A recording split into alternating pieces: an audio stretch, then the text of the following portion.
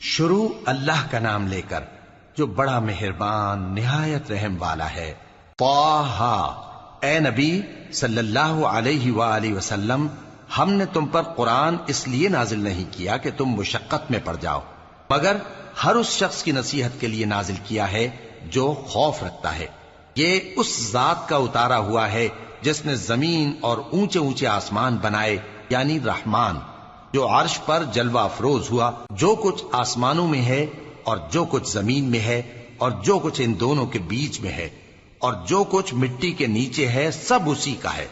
اور اگر تم پکار کر بات کہو تو کیا ہے، وہ تو آہستہ کہی ہوئی اور نہایت پوشیدہ بات تک کو جانتا ہے۔ اللہ وہ معبود برحق ہے کہ اس کے سوا کوئی معبود نہیں ہے، اس کے سب نام اچھے ہیں۔ اور کیا تمہیں موسیٰ کے حال کی خبر ملی ہے؟ جب انہوں نے آگ دیکھی تو اپنے گھر والوں سے کہا کہ تم یہاں ٹھہرو، میں نے آگ دیکھی ہے، میں وہاں جاتا ہوں، شاید اس میں سے میں تمہارے پاس انگارہ لاؤں یا آگ کے مقام سے اپنا رستہ معلوم کر سکوں۔ پھر جب وہ وہاں پہنچے تو آواز آئی کہ اے موسیٰ، میں تو تمہارا پروردگار ہوں، تو اپنے جوتے اتار دو، تم یہاں پاک میدان یعنی طویٰ میں ہو، اور میں نے تم کو منتخب کر لیا ہے، تو جو حکم دیا جائے اسے سنو۔ بے شک میں ہی اللہ ہوں، میرے سوا کوئی معبود نہیں، تو میری عبادت کیا کرو اور میری یاد کے لیے نماز پڑھا کرو۔ قیامت یقیناً آنے والی ہے، میں چاہتا ہوں کہ اس کے وقت کو پوشیدہ رکھوں تاکہ ہر شخص جو کوشش کرے اس کا بدلہ پائے۔ تو جو شخص اس پر ایمان نہیں رکھتا اور اپنی خواہش کے پیچھے چلتا ہے، کہیں تم کو اس کے یقین سے روک نہ دے، تو اس صورت میں تم ہلاک ہو جاؤ۔ اور اے موسیٰ، یہ تمہارے داہنے ہاتھ میں کیا ہے؟ انہوں نے کہا، یہ میری لاٹھی ہے، اس پر میں ٹیک لگاتا ہوں اور اس سے اپنی بکریوں کے لیے پتے جھاڑتا ہوں، اور اس میں میرے اور بھی کئی فائدے ہیں۔ فرمایا کہ موسیٰ اسے زمین پر ڈال دو، تو انہوں نے اس کو ڈال دیا اور وہ یکا یک سانپ بن کر دوڑنے لگا۔ فرمایا کہ اسے پکڑ لو اور ڈرنا مت، ہم اس کو ابھی اس کی پہلی حالت پر لوٹا دیں گے، اور اپنا ہاتھ اپنی بغل میں دبا لو کہ وہ کسی عیب و بیماری کے بغیر سفید چمکتا دمکتا نکلے گا۔ یہ دوسری نشانی ہے تاکہ ہم تمہیں اپنے بڑے بڑے نشانات دکھائیں۔ تم فرعون کے پاس جاؤ کہ وہ سرکش ہو رہا ہے۔ کہا، اے میرے پروردگار، اس کام کے لیے میرا سینہ کھول دے اور میرا کام آسان کر دے، اور میری زبان کی گرہ کھول دے تاکہ وہ میری بات سمجھ لیں، اور میرے گھر والوں میں سے ایک کو میرا وزیر یعنی مددگار مقرر فرما، یعنی میرے بھائی ہارون کو۔ اس سے میری کمر کو مضبوط کر اور اسے میرے کام میں شریک کر، تاکہ ہم تیری بہت سی تسبیح کریں اور تجھے کثرت سے یاد کریں، تو ہم کو ہر حال میں دیکھ رہا ہے۔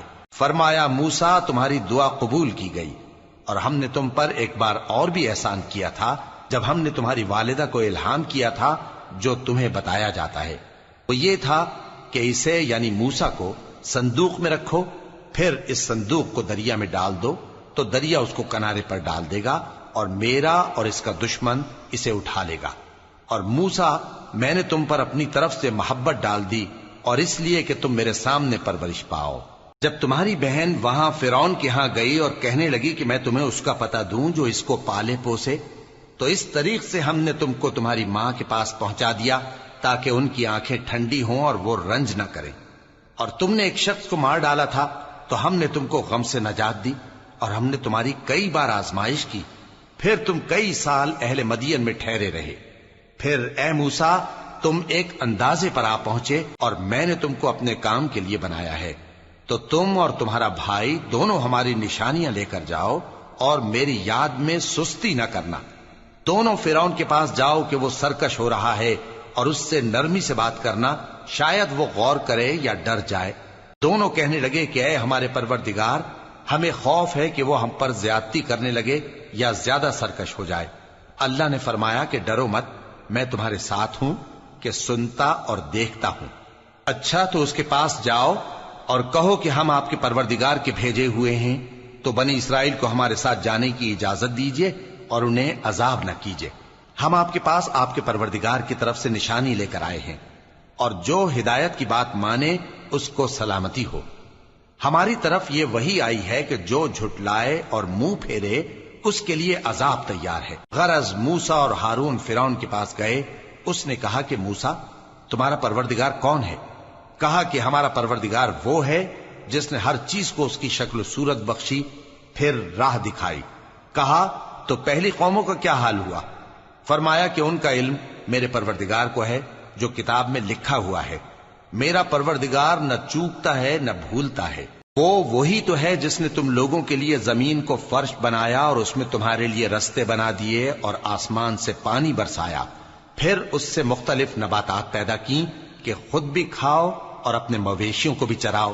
بے شک ان باتوں میں عقل والوں کے لیے بہت سی نشانیاں ہیں۔ اسی زمین سے ہم نے تم کو پیدا کیا اور اسی میں ہم تمہیں لوٹائیں گے اور اسی سے ہم تمہیں دوسری دفعہ نکالیں گے۔ اور ہم نے فرعون کو اپنی سب نشانیاں دکھائیں، مگر وہ تکذیب اور انکار ہی کرتا رہا۔ کہنے لگا کہ موسیٰ، کیا تم ہمارے پاس اس لیے آئے ہو کہ اپنے جادو کے زور سے ہمیں ہمارے ملک سے نکال دو؟ تو ہم بھی تمہارے مقابل ایسا ہی جادو لائیں گے، تو ہمارے اور اپنے درمیان ایک وقت مقرر کر لو کہ نہ تو ہم اس کے خلاف کریں اور نہ تم، اور یہ مقابلہ ایک ہموار میدان میں ہوگا۔ موسیٰ نے کہا کہ آپ کے لیے یوم زینت کا وعدہ ہے، اور یہ کہ لوگ اس روز دن چڑھے اکٹھے ہو جائیں۔ تو فرعون لوٹ گیا اور اپنے سامان جمع کر کے پھر آیا۔ موسیٰ نے ان جادوگروں سے کہا کہ یہ تمہاری بربادی ہوگی، اللہ پر جھوٹ نہ باندھو، وہ تمہیں عذاب سے فنا کر دے گا، اور جس نے جھوٹ باندھا وہ نامراد رہا۔ تو وہ باہم اپنے معاملے میں جھگڑنے اور چپکے سرگوشی کرنے لگے۔ کہنے لگے یہ دونوں جادوگر ہیں، چاہتے ہیں کہ اپنے جادو کے زور سے تم کو تمہارے ملک سے نکال دیں اور تمہارے بہترین مذہب کو نابود کر دیں۔ تو تم جادو کا سامان اکٹھا کر لو اور پھر قطار باندھ کر آؤ۔ آج جو غالب رہا وہی کامیاب ہوا۔ جادوگر بولے کہ موسیٰ، یا تو تم اپنی چیز ڈالو یا ہم اپنی چیزیں پہلے ڈالتے ہیں۔ موسیٰ نے کہا بلکہ تم ہی پہلے ڈالو۔ جب انہوں نے چیزیں ڈالیں تو یکا یک ان کی رسیاں اور لاٹھیاں موسیٰ کے خیال میں ایسی آنے لگیں کہ وہ میدان میں ادھر ادھر دوڑ رہی ہیں۔ اس وقت موسیٰ نے اپنے دل میں خوف محسوس کیا۔ ہم نے کہا خوف نہ کرو، بلا شبہ تم ہی غالب رہو گے، اور جو چیز یعنی لاٹھی تمہارے داہنے ہاتھ میں ہے اسے ڈال دو کہ جو کچھ انہوں نے بنایا ہے اس کو وہ نگل جائے گی۔ جو کچھ انہوں نے بنایا ہے یہ تو جادوگروں کے ہتھ کنڈے ہیں، اور جادوگر جہاں بھی جائے کامیاب نہیں ہوگا۔ اس پر جادوگر سجدے میں گر پڑے، کہنے لگے کہ ہم موسیٰ اور ہارون کے پروردگار پر ایمان لائے۔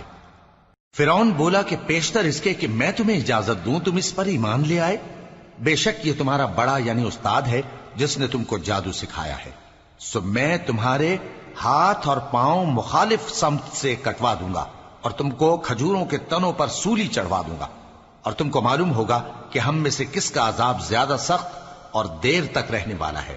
انہوں نے کہا کہ جو دلائل ہمارے پاس آ گئے ہیں ان پر اور جس نے ہم کو پیدا کیا ہے اس پر ہم آپ کو ہرگز ترجیح نہیں دیں گے، تو آپ کو جو حکم دینا ہو دے دیجئے، اور آپ جو حکم دے سکتے ہیں وہ صرف اسی دنیا کی زندگی میں دے سکتے ہیں۔ ہم تو اپنے پروردگار پر ایمان لے آئے تاکہ وہ ہمارے گناہوں کو معاف کرے، اور اسے بھی جو آپ نے ہم سے زبردستی جادو کرایا، اور اللہ سب سے اچھا ہے اور ہمیشہ باقی رہنے والا ہے۔ جو شخص اپنے پروردگار کے پاس گناہگار ہو کر آئے گا تو اس کے لیے جہنم ہے جس میں نہ وہ مرے گا نہ جیے گا، اور جو اس کے روبرو ایماندار ہو کر آئے گا اور عمل بھی نیک کیے ہوں گے تو ایسے لوگوں کے لیے اونچے اونچے درجے ہیں، یعنی ہمیشہ رہنے کے باغ جن کے نیچے نہریں بہ رہی ہیں، ہمیشہ ان میں رہیں گے، اور یہ اس شخص کا بدلہ ہے جو پاک ہوا۔ اور ہم نے موسیٰ کی طرف وہی بھیجی کہ ہمارے بندوں کو راتوں رات نکال لے جاؤ، پھر ان کے لیے سمندر میں لاٹھی مار کر خشک رستہ بنا دو، پھر تم کو نہ فرعون کے آ پکڑنے کا خوف ہوگا اور نہ غرق ہونے کا ڈر۔ پھر فرعون نے اپنے لشکروں کے ساتھ ان کا تعاقب کیا تو سمندر کی موجوں نے ان پر چڑھ کر انہیں ڈھانک لیا یعنی ڈبو دیا، اور فرعون نے اپنی قوم کو گمراہ کر دیا اور سیدھے رستے پر نہ ڈالا۔ اے آل یعقوب، ہم نے تم کو تمہارے دشمن سے نجات دی اور تورات دینے کے لیے تم سے کوہ طور کی داہنی جانب مقرر کی، اور تم پر من اور سلوہ نازل کیا، اور حکم دیا کہ جو پاکیزہ چیزیں ہم نے تم کو دی ہیں ان کو کھاؤ اور اس میں حد سے نہ نکلنا، ورنہ تم پر میرا غضب نازل ہوگا، اور جس پر میرا غضب نازل ہوا وہ ہلاک ہو گیا۔ اور جو توبہ کرے اور ایمان لائے اور عمل نیک کرے پھر سیدھے رستے چلے اس کو میں بخش دینے والا ہوں۔ اور اے موسیٰ، تم نے اپنی قوم سے آگے چلے آنے میں کیوں جلدی کی؟ کہا وہ میرے پیچھے آ رہے ہیں، اور اے میرے پروردگار میں نے تیری طرف آنے کی جلدی اس لیے کی کہ تو خوش ہو جائے۔ فرمایا کہ ہم نے تمہاری قوم کو تمہارے بعد آزمائش میں ڈال دیا ہے، اور سامری نے ان کو بہکا دیا ہے۔ اور موسیٰ غصے اور غم کی حالت میں اپنی قوم کے پاس واپس آئے اور کہنے لگے کہ اے قوم، کیا تمہارے پروردگار نے تم سے اچھا وعدہ نہیں کیا تھا؟ کیا میری جدائی کی مدت تمہیں لمبی معلوم ہوئی، یا تم نے یہ چاہا کہ تم پر تمہارے پروردگار کی طرف سے غضب نازل ہو، اور اس لیے تم نے مجھ سے جو وعدہ کیا تھا اس کے خلاف کیا؟ وہ کہنے لگے کہ ہم نے اپنے اختیار سے آپ سے وعدہ خلافی نہیں کی، لیکن ہم ان لوگوں کے زیوروں کا بوجھ اٹھائے ہوئے تھے، پھر ہم نے اس کو آگ میں ڈال دیا، اور اسی طرح سامری نے ڈال دیا۔ تو اس نے ان کے لیے ایک بچڑا بنا دیا، یعنی ایک بے جان جسم جس میں گائے کسی آواز تھی۔ تو لوگ کہنے لگے کہ یہی تمہارا معبود ہے اور یہی موسیٰ کا معبود ہے، مگر وہ بھول گئے ہیں۔ تو کیا یہ لوگ نہیں دیکھتے کہ وہ ان کی کسی بات کا جواب نہیں دیتا، اور نہ ان کے نقصان اور نفع کا کچھ اختیار رکھتا ہے؟ اور ہارون نے ان سے پہلے ہی کہہ دیا تھا کہ لوگوں، اس کے ذریعے تمہیں فتنے میں ڈال دیا گیا ہے، اور تمہارا پروردگار تو رحمان ہی ہے، تو میری پیروی کرو اور میرا کہا مانو۔ وہ کہنے لگے کہ جب تک موسیٰ ہمارے پاس واپس نہ آئیں ہم تو اس کی پوجا پر قائم رہیں گے۔ پھر موسیٰ نے ہارون سے کہا کہ اے ہارون، جب تم نے ان کو دیکھا تھا کہ گمراہ ہو گئے ہیں تو تم کو کس چیز نے روکا تھا؟ یعنی اس بات سے کہ تم میرے پیچھے چلے آؤ، بھلا تم نے میرے حکم کے خلاف کیوں کیا؟ کہنے لگے کہ اے ماں جائے، میری داڑھی اور سر کے بالوں کو نہ پکڑیے، میں تو اس سے ڈرا کہ آپ یہ نہ کہیں کہ تم نے بنی اسرائیل میں تفرقہ ڈال دیا اور میری بات کو ملحوظ نہ رکھا۔ موسیٰ نے فرمایا تو اے سامری تیرا کیا حال ہے؟ اس نے کہا کہ میں نے ایسی چیز دیکھی جو اوروں نے نہیں دیکھی، تو میں نے فرشتے کے نقش پا سے مٹی کی ایک مٹھی بھر لی، پھر اس کو بچڑے کے جسم میں ڈال دیا، اور مجھے میرے جی نے اس کام کو اچھا بتایا۔ موسیٰ نے کہا جا، تجھ کو دنیا کی زندگی میں یہ سزا ہے کہ کہتا رہے کہ مجھ کو ہاتھ نہ لگانا، اور تیرے لیے ایک اور وعدہ ہے، یعنی عذاب کا جو تجھ سے ٹل نہ سکے گا، اور جس معبود کی پوجا پر تو جمع ہوا تھا اس کو دیکھ، ہم اسے جلا دیں گے، پھر اس کی راکھ کو اڑا کر دریا میں بکھیر دیں گے۔ تمہارا معبود تو اللہ ہی ہے، جس کے سوا کوئی معبود نہیں، اس کا علم ہر چیز پر محیط ہے۔ اس طرح ہم تم سے وہ حالات بیان کرتے ہیں جو گزر چکے ہیں، اور ہم نے تمہیں اپنے پاس سے نصیحت کی کتاب عطا فرمائی ہے۔ جو شخص اس سے منہ پھیرے گا وہ قیامت کے دن گناہ کا بوجھ اٹھائے گا۔ ایسے لوگ ہمیشہ اس عذاب میں مبتلا رہیں گے، اور یہ بوجھ قیامت کے روز ان کے لیے برا ہوگا، جس روز سور پھونکا جائے گا، اور ہم گناہگاروں کو یوں اکٹھا کریں گے کہ ان کی آنکھیں نیلی نیلی ہوں گی۔ تو وہ آپس میں آہستہ آہستہ کہیں گے کہ تم دنیا میں صرف 10 ہی دن رہے ہو، جو باتیں یہ کریں گے ہم خوب جانتے ہیں۔ اس وقت ان میں سب سے اچھی راہ والا یعنی عاقل و ہوش مند کہے گا کہ نہیں، بلکہ صرف ایک ہی روز ٹھہرے ہو۔ اور اے نبی صلی اللہ علیہ وآلہ وسلم، لوگ تم سے پہاڑوں کے بارے میں دریافت کرتے ہیں، کہہ دو کہ میرا رب ان کو راکھ بنا کر بکھیر دے گا، پھر زمین کو ہموار میدان کر چھوڑے گا جس میں تم کوئی نشیب و فراز نہ دیکھو گے۔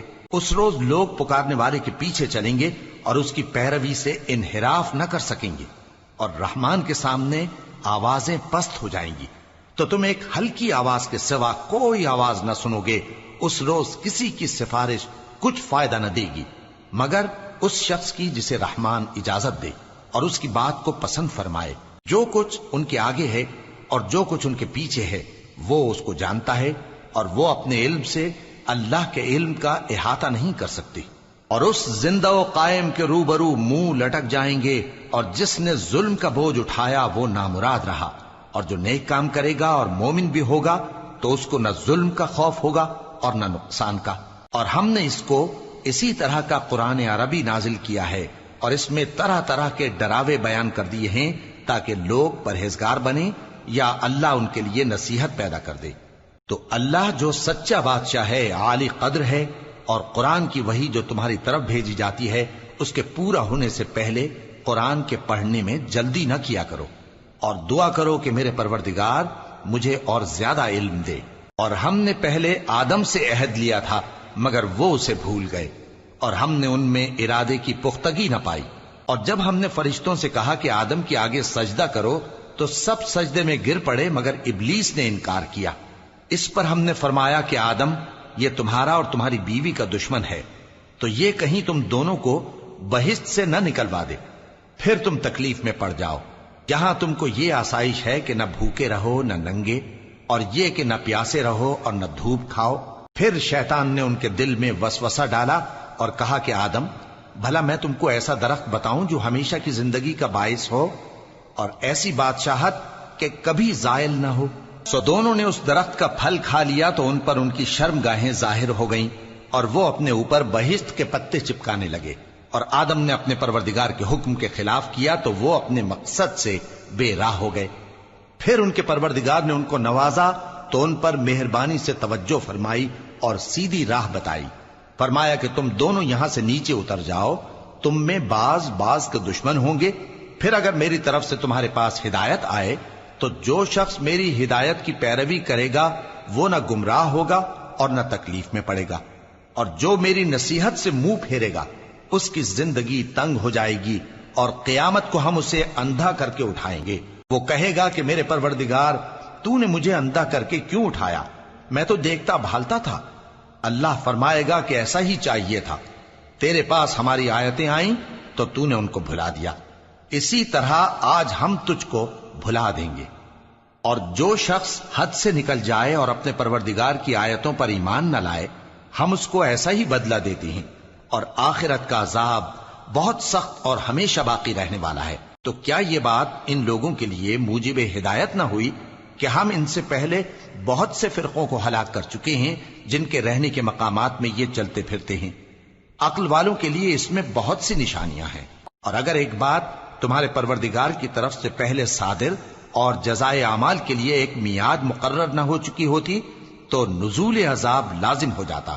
پس جو کچھ یہ بکواس کرتے ہیں اس پر صبر کرو، اور سورج کے نکلنے سے پہلے اور اس کے غروب ہونے سے پہلے اپنے پروردگار کی تسبیح و تحمید کیا کرو، اور رات کی کچھ گھڑیوں میں بھی اس کی تسبیح کیا کرو، اور دن کے مختلف اوقات یعنی دوپہر کے وقت بھی، تاکہ تم خوش ہو جاؤ۔ اور کئی طرح کے لوگوں کو جو ہم نے دنیا کی زندگی میں آرائش کی چیزوں سے نوازا ہے تاکہ ان کی آزمائش کریں، ان پر نگاہ نہ کرنا، اور تمہارے پروردگار کی عطا فرمائی ہوئی روزی بہت بہتر اور باقی رہنے والی ہے۔ اور اپنے گھر والوں کو نماز کا حکم کرو اور اس پر قائم رہو۔